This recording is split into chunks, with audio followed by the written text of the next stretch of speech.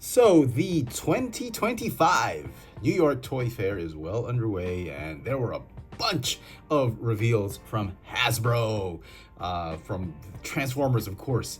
This video is going to be focusing a lot on the Transformers reveals, but we'll be talking about some of the other things that were revealed, like Marvel Legends, G.I. Joes, and a couple things that might not be Hasbro related. But here are my favorite reveals that Hasbro put out for the Toy Fair. There's a lot to unpack, so let's get right to it. Let's talk about Marvel Legends first.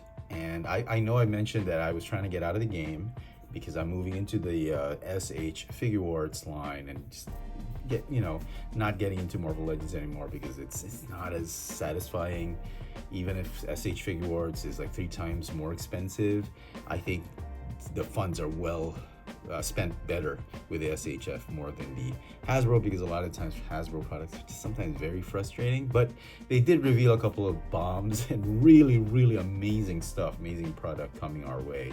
Some are not so good, but there are a couple things that were really good. And one of the things I did notice was this X-Force Archangel. Archangel has been one of my favorite mutants for the longest time, even ever since I was in high school. I love the character.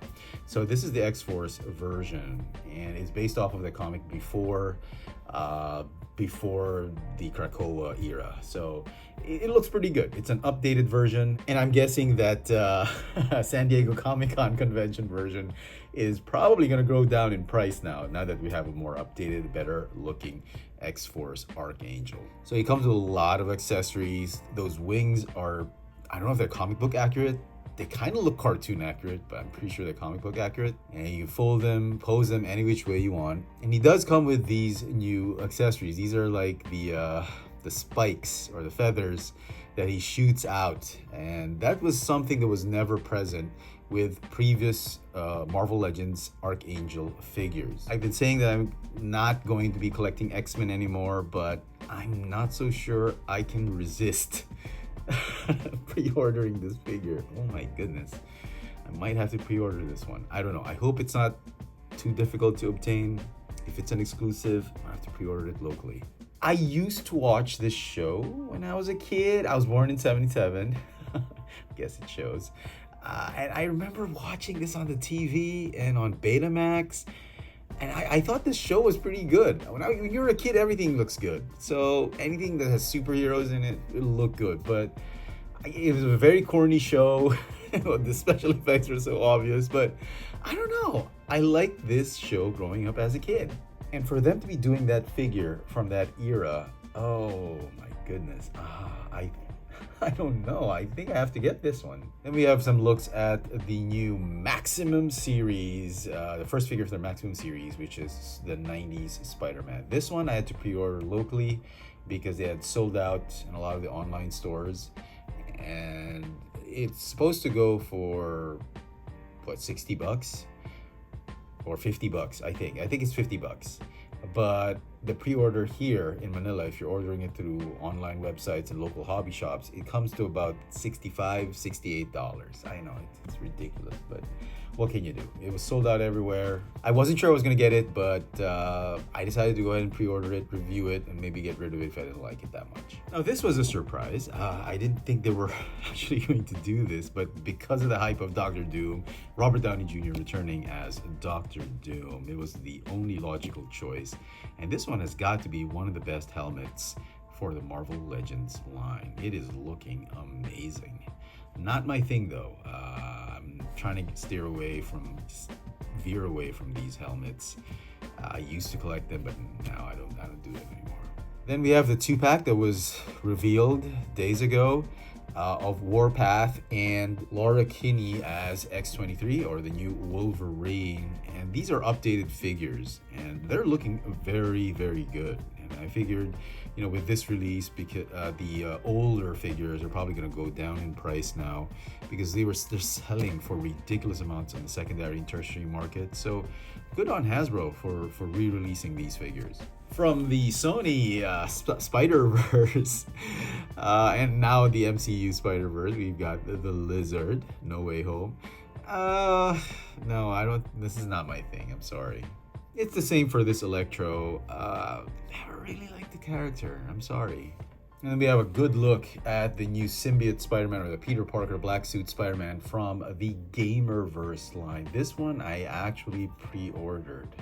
I was lucky enough to get it on Amazon, and it still had the free shipping to the Philippines. So yeah, I'm looking forward to this one. It does kind of feel like it's a guy in cosplay.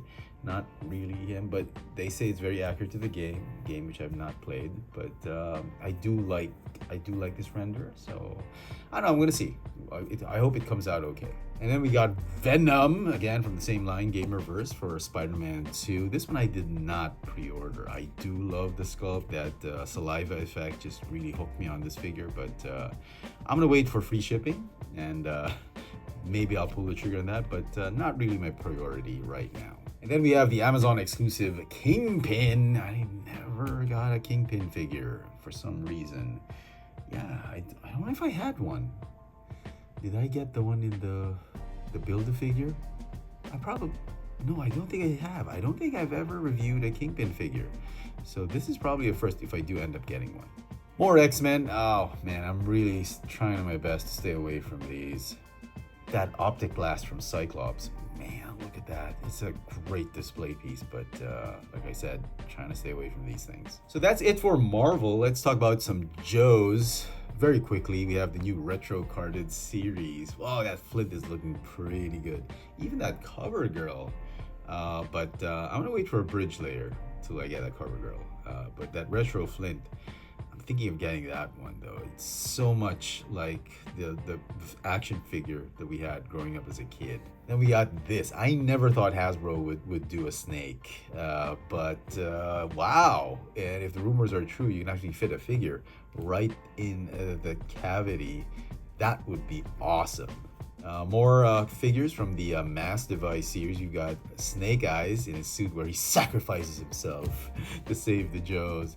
I don't know about this one. It looks interesting, but it's probably a pass for me.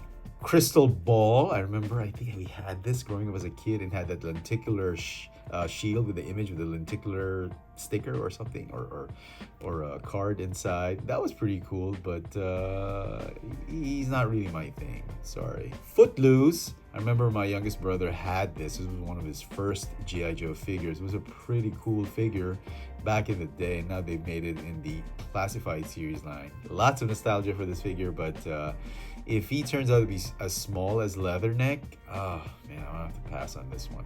Breaker, with that bubble gum, part of the M.A.S.K device. Nah, this one's a pass for me. We got Blowtorch. I thought this was very, very good. The Blowtorch I remember was really light orange in color. This one is more realistic, making him look like really like a fireman, a tactical suit. A fireman in a tactical suit. So yeah, it's pretty interesting. And then we have from the Iron Grenadiers, Darklon. I'm surprised they actually released him as a single figure, because he comes with a vehicle, a small vehicle called the Evader. So I don't know what's going on with that. I'm pretty sure they're going to release that Evader with another version of this figure, maybe as a carded series, a retro series. But as it is, it's a pretty cool looking figure. I love that mask, that head sculpt. And then we have Frag Viper. I remember having this as a kid. It was a pretty cool figure with a high-ali grenade launcher. This one they have him without the mask or helmet. It's a very good sculpt, but no, I'm trying to stay away from the army builders, from the troopers. And this is probably the best reveal for me, not for anything else. I mean, it's an okay figure, but Law and Order were one of the few figures we got as a kid. My youngest brother had this one too, and I thought it was a very good figure. And I remember he's part of the Rawhides, when the Beachhead trainees in the old movie, and we said we needed one. And I think he came out great. I think this is going to be a better set than the Mutt and Junkyard set. And moving on to Transformers. Finally, we have a very good looking image of the upcoming revised version, the Legacy Generations Classics Age of the Primes Vortex, or the Combaticons. Bruticus was one of my favorite combiners after Devastator. I love these Decepticon Gestalts, and I love that series arc, the series of episodes where, not the series, the one episode I think where Starscream wanted to get back at Megatron, so he built his own team of combat vehicles called the Combaticons, and I thought it was very good. I one of my favorite combiners to this day. And we're getting the first member of the Combaticon team. We have a Vortex. It's a very good looking Vortex, very cartoon accurate. Lots of kibble on the arm though, but I think it's forgivable. That chopper mode, man. Oh wow, it's a very cool looking attack chopper.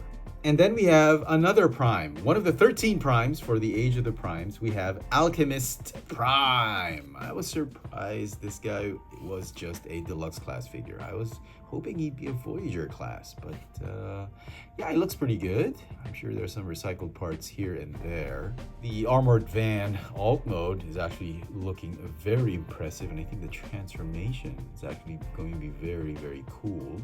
And then we have the Hearts of Steel. I remember there was a third-party company, and now I think Hasbro is officially producing licensed figures for them. We got Optimus and Starscream. I don't know. It's not doing it for me. Even that Starscream, I don't think this is for me. That Bumblebee, much like Optimus, looks okay. I think it's that Megatron that's really drawing me to this line. But you have to get them as a pair, and I gotta stay strong. I don't think this is a line for me. And then we have, from the Studio Series 86, we have the cartoon accurate version of Perceptor. I'm kind of glad I got rid of the first Studio Series version. That was very toy accurate. This one, the colors are very animated and very accurate to the animated movie. And it looks very nice. His weapons, the pastel colors, the non-clear plastic on his chest. It's a really good looking Perceptor. Even the way when he transforms into that microscope, that's how he looked like in the cartoon. And you can see he comes with two minions of Blaster, and I guess Ratbat is from Sound Blaster, or Soundwave. It's a little weird that we're getting this. I don't know why. I think they should have just re-released Blaster in a 2-pack with Sound Blaster or Soundwave. I don't know why, but it's extra pieces on a figure. I'm not complaining. Then we have from the Cybertron universe, or the Unicron trilogy, I think Unicron trilogy.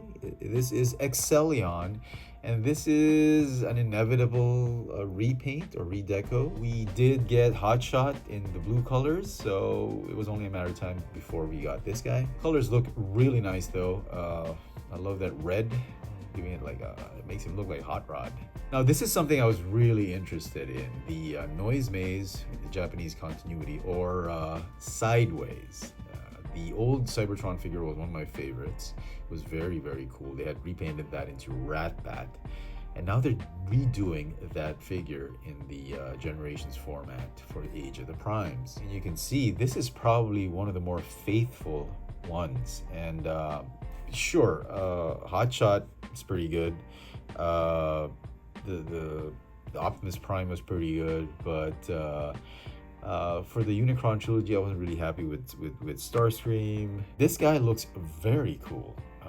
I do hope he looks like that. The colors are really nice, and looking forward to this one. Even the detail, that head sculpt, weapon, the alt mode, I think they've captured it very nicely. You know, obviously that key is going to be a fake key. It's not going to do anything. It's not going to do any of the gimmicks, but still, I think this is a very cool looking Sideways or Noise Maze. I hope they don't make it too small though. We got to look at the cartoon accurate Triptychon reissue. No, I think I'm going to stay away from this one. We get more 2-packs of the Wreckers. We got Spinister versus Topspin. Good looking Topspin for those who missed out on Spinister. That's a good set to get, but I don't think I need that. We got another set. We've got Carnivore and Physitron. Repainted, is that Wolffang? Yeah, Wolffang, right? And this one is the Hound mold, or the Detritus mold. I love the colors on this Carnivac, but this Physitron, I don't think so. I'll probably be skipping this 2-pack as well. Then we have more 2-pack repaints. We've got some generic grunts. We've got the Elite Seeker and the Ground Soldier. I mean, Hasbro, really, just really a cash grab. It is just Ramjet with the Optimus Primal swords. Cool looking jet though. It's giving me some Top Gun vibes. And this one is the Runamuck or Runabout mold with the sword. Not a big fan of the colors, but okay. Alt mode looks okay. You plug that sword on top. And then we have yet another Prime. This is one of the 13, and he is a leader class. It is Onyx Prime. And the figure is a triple changer. You got a bot mode, beast mode, and a Gerwalk mode, or his centaur mode, I should say. The figure looks so badass. I wasn't sure about the gold and the bronze, but I think Hasbro's managed to, do a non-brittle gold plastic. I think this one's painted. He's kind of giving me some Saint Seiya vibes, if you know what I'm talking about. But he looks great. I am so excited and so pumped for this figure. It's a lot of detail. I just wish, I'm hoping that that gold isn't too overpowering, that those high gloss black finish pieces will just really even out and disperse that bronze and gold finish. The head sculpt, look at that detail. And the weapon. This is the centaur mode, or his four-legged mode. It even changes the head sculpt, I think, to sort of like akin to a beast-like head sculpt. And then we have the beast mode. It kind of reminds me of something from Beast Hunters, from Transformers Prime. But yeah, look, very, very excited for this one. I mean, wow, look at that beast mode head. Okay, last thing on the Transformers. This was interesting. We have another collaborative project, and this time it's with Mattel, with Hot Wheels. I am shocked. A couple of years before the pandemic hit, there was a Hot Wheels conference, I think, and I heard somebody filmed it, and one of the audience members asked the marketing head, or the head for Hot Wheels development, and asked if they were going to work with Hasbro for a collaboration using Transformers vehicles into turning them into Hot Wheels products. And I thought I heard the lady, the head of marketing or design, product design, say that we will never work with a rival company, Hasbro, and she said some nasty things about Hasbro, but years later, here we are. They had a first outing for their online exclusive Mattel creations, the transforming 1/64 scale Optimus Prime truck, and that G1 Optimus Prime, that went like crazy. That sold off in mere seconds, and it's going for ridiculous amounts of money on the secondary, tertiary, and on the black market. Unbelievable. So now they're doing this. From the looks of things, I'm not sure if they're 1/64 scale. Correct me if I'm wrong, but they do feel a little bit bigger than the 1/64. You've got the, is this the twin mill? It feels like a legit deluxe class Transformer. This is the one I'm actually interested in, the Bone Shaker. Look at that chrome on this thing. I mean, if this is 1/64 in scale, wow. The amount of detail on that figure is just amazing. I'm hoping it's not. I'm hoping it's a deluxe or at least a scout class figure, but we'll see. Not really into these collaborative series anymore, but oh man, I might go ahead and get this one. But if it goes for ridiculous amounts, no, these are going to be a pass for me. All right, so that about wraps it up for reveals from Toy Fair 2025. But before we go, there was one thing I wanted to mention. This is not a Hasbro or Mattel product. This is Loyal Subjects re-release or redo of the M.A.S.K figures, a mobile armored strike command. Now, ever since Hasbro had taken over Kenner or bought Kenner, I've been waiting for them to do their version of M.A.S.K in 3.75 inch scale, maybe in the 6-inch scale. We've been waiting, but from the way things are looking, the new CEO, Chris Cox, wants to just make money and not give the fans not take care of the fans. I mean, they just want to make money out of their properties. So I think their direction is they're trying to license out, just sell the licenses for their properties, and one of them is Kenner's M.A.S.K.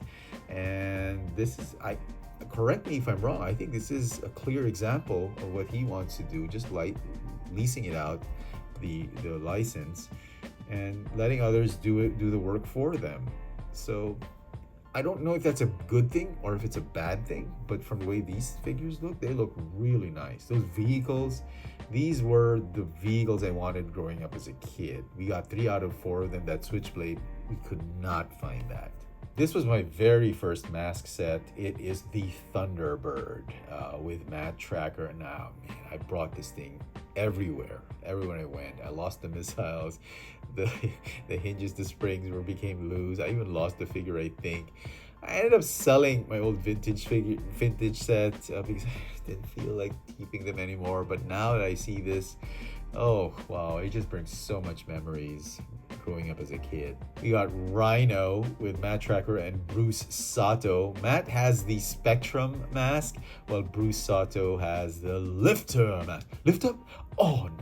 And oh, this is one of our favorite sets. My second brother, the middle child, yeah, he had this, and I kept wanting it. I kept wanting to trade it, and he did not want to give it up. I told him I'd trade. The only way I could get the Rhino was I traded the Raven for it, because the Raven was such a great looking car, and it had the flip out, the 180-degree turn engine block, and I really like that figure, that set. But the only way I could get my hands on this Rhino from him, as a swap, it was a trade. I gave up that Raven.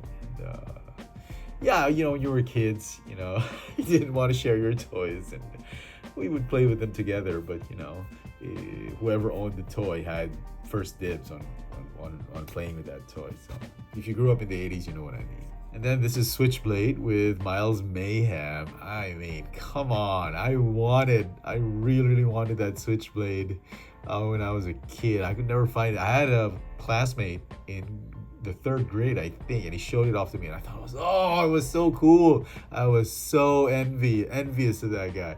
And to this day, I never had this. I couldn't get it vintage. I couldn't get it.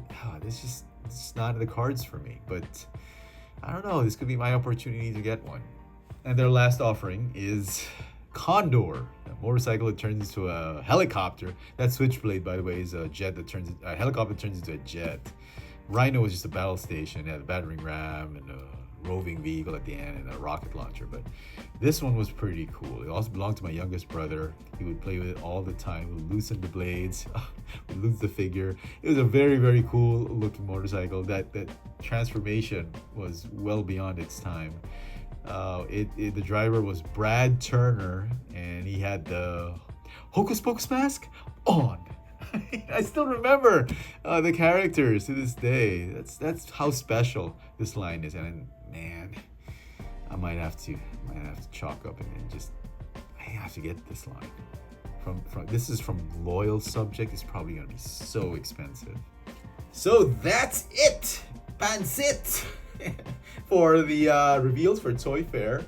Those were my favorites. Are there any items that you think I'd be interested in that you saw during the reveals? Are any of these reveals your favorites as well? Which ones are you most excited for? Let me know in the comments, and as always, hit that notification bell so you never miss out on any of my latest video reviews. And if it's your first time here, please subscribe. Thanks for watching.